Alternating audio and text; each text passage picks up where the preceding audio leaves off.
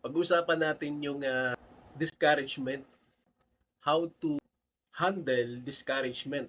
Kasi ito yung common problem ng maraming tao na kung saan ay kaunting discouragement lang ay dinidibdib ka agad or nasasaktan. And ang iba because of discouragement talagang nadidepress, na nawawalan ng gana and hanggang sa nagmumukmuk na lang and hindi na ganado na gawin yung kanyang trabaho, hindi na ganado na ipagpatuloy yung kanyang ginagawa or kanyang sinimulan na career. So sayang naman kung kaunting discouragement lang ay umaayaw ka na kaagad. So sayang. Ito kasi yung pinakamadaling gawin yung umayaw ka kaysa magpatuloy. Iyan ang madali. So ang pinakamahirap naman ay yung mga discouragement. Ang discouragement ay normal. Mula pa nung tayo ay nagkaisip na, nung mga bata pa tayo, marami na tayong discouragement na pinagdadaanan o pinagdaanan eh. 'Di ba? So, kunyari, yung ating nare-request sa ating mga parents or sa ating nanay o tatay o dad or mom ay hindi binigay o hindi binili, eh tayo ay nakakaramdam ng discouragement.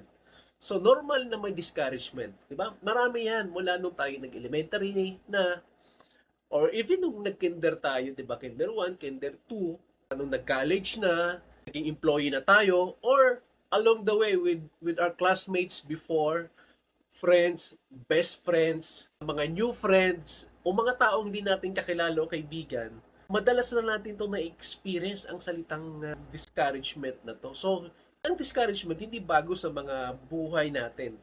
Tama ba? So sa pag-a-apply sa trabaho, hindi ka natanggap. So nakakaramdam ka ng discouragement. Normal, 'di ba? Nag-apply ka to become an OFW, gusto mong mag-abroad. Hindi ka natanggap, and you feel discouraged. Sa madaling salita, ang discouragement ay normal. So meaning, kung ikaw ay nasa career na kung saan sangkatutak din na discouragement yung na-encounter mo, isipin mo lang din na normal. 'Di ba? Normal. Kasi kung hindi normal yan, ano na lang ang takbo ng buhay natin? Ano na lang ang takbo ng buhay ng mga tao? Ano na lang ang takbo ng mundo? Kung walang nakaka-discourage, lahat smooth, 'di ba? Every time na may gagawin ka ay approve or madali lang.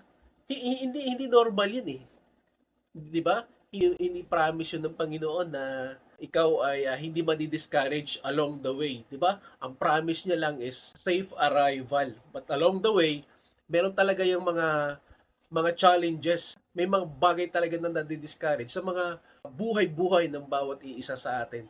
Parang kalsada. Ang kalsada, okay, pag nag-travel ka ng lalo pag malayuan, okay, meron kang dadaanan talaga na rough road.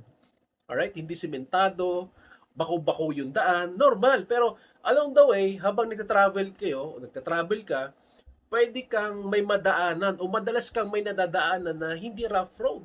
Makinis, very smooth. Talagang wala kang maririnig na kalampag ng sinasakyan mo. So normal, even sumakay ka ng eroplano, 'di ba? May mga turbulence, 'di ba? So that's hindi smooth, meaning kailangan mo maintindihan na normal na meron. Right?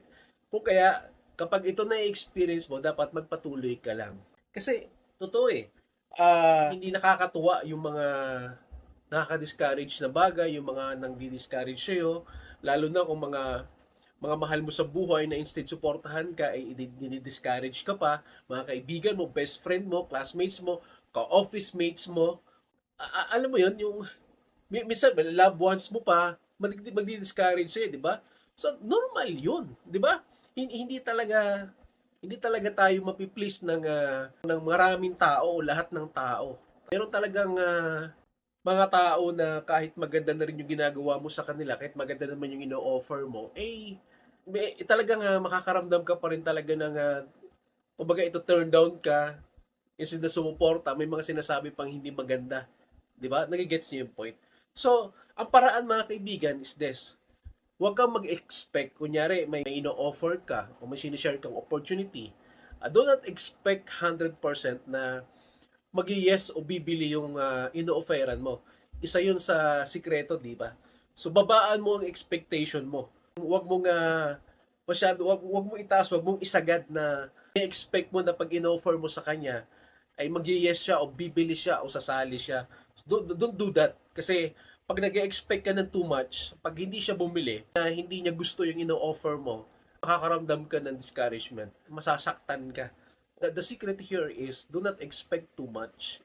Babaan mo lang yung expectation mo. Hindi naman sa maliit ang tingin natin, but that's one of the secret to handle the discouragement.